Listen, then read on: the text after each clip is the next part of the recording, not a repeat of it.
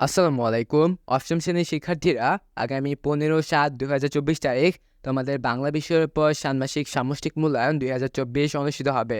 তাই আজকে আমরা তোমাদের বাংলা বিষয়ের অধ্যায় 1 প্রয়োজন বুঝে যোগাযোগ করি এর উপরে একটি নমুনা প্রশ্ন নিয়ে আলোচনা করব, যেখানে আমরা বিভিন্ন একক কাজ, জোড়ায় কাজ এবং দলগত কাজ নিয়ে আলোচনা করব।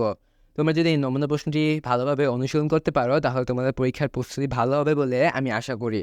প্রথমে যদি আমরা একক কাজের প্রশ্নগুলো দেখি, সেখানে প্রথম প্রশ্নে বলা হয়েছে যে মনে করো তুমি এমন এলাকায় দাওয়াত পেয়েছ যেখানে আগে কখনো যাওনি, সেক্ষেত্রে তুমি কি করবে? উত্তর হচ্ছে, আমরা সেখানে গিয়ে স্থানীয় লোককে জিজ্ঞেস করতে পারি যে আমরা যে গন্তব্যস্থলে যেতে চাই সেই স্থানটি কোথায়। এছাড়া যারা দাওয়াত করেছে তাদের কাছে ফোন দিয়েও জিজ্ঞাসা করতে পারি যে আমাদের কোথায় যেতে হবে। এই ছিল প্রথম প্রশ্নের উত্তর। এখন যদি আমরা দ্বিতীয় প্রশ্নে দেখি, সেখানে বলা হয়েছে যে যোগাযোগের উদ্দেশ্য বলতে কি বুঝো? উত্তর হচ্ছে, আমরা বিভিন্ন উপায়ে মানুষের সাথে যোগাযোগ করি। এসব যোগাযোগের পিছনে এক বা একাধিক উদ্দেশ্য থাকে। কারো খবর নেওয়া, কাউকে দাওয়াত দেওয়া, কোনো কিছু যাওয়া, কোনো উত্তর খোঁজা কিংবা আরও নানা প্রয়োজনে যোগাযোগের দরকার হয়। পরিবেশ পরিস্থিতি বিবেচনা নিয়ে এবং ব্যক্তি বা প্রতিষ্ঠানের সাথে সম্পর্কের ধরন অনুযায়ী যোগাযোগের উদ্দেশ্য নানা রকম হয়। 3 নম্বর প্রশ্নে বলা হয়েছে কি, দেখো এখানে অপারেশন কদমতলী গল্পটির লেখক কে? উত্তর বলা হয়েছে যে অপারেশন কদমতলীর লেখক হচ্ছেন রাবেয়া খাতুন। 4 নম্বর প্রশ্নে বলা হয়েছে রাবেয়া খাতুন সম্পর্কে তোমরা কি জানো তা লেখো।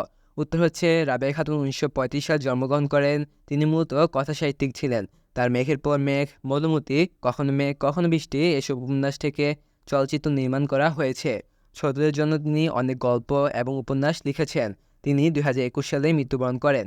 এই ছিল মূলত একক কাজগুলোর প্রশ্ন এবং উত্তর। এখন যদি আমরা জোড়ায় কাজগুলোর প্রশ্ন এবং উত্তর নিয়ে আলোচনা করি, সেখানে প্রথম প্রশ্নে বলা হয়েছে যে কার্যকর উপায়ে যোগাযোগ বলতে কি বুঝো তা জোড়ায় আলোচনা করো এবং খাতায় লিখে রাখো। উত্তর হচ্ছে, যোগাযোগের ক্ষেত্রে ভাষিক ও অভাষিক দুটি ধরন রয়েছে।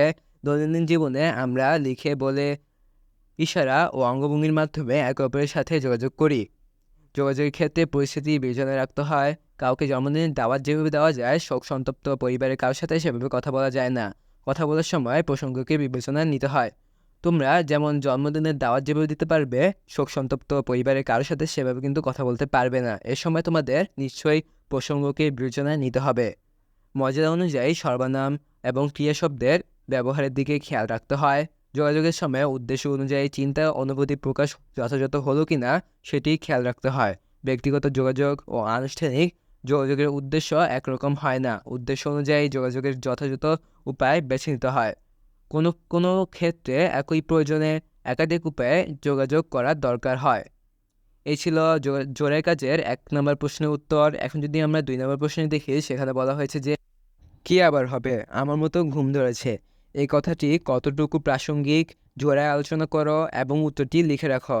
উত্তর হচ্ছে, কথাটি বলেছেন অপারেশন কদমতলী গল্পের চরিত্র আন্না। দাদি রূপকথার গল্প বলছিলেন। সেই গল্প শুনছিল আন্না, মান্না এবং চন্দন। চন্দনের কথার জবাবে আন্না এ কথা বলেছিল। রূপকথার গল্প বলতে গিয়ে দাদি হঠাৎ করে জয় বাংলা রেডিওর কথা বলে ফেলেন। তাই চন্দন অবাক হয়। সে জানতে চায় দাদির ঘুম পেয়েছে কিনা।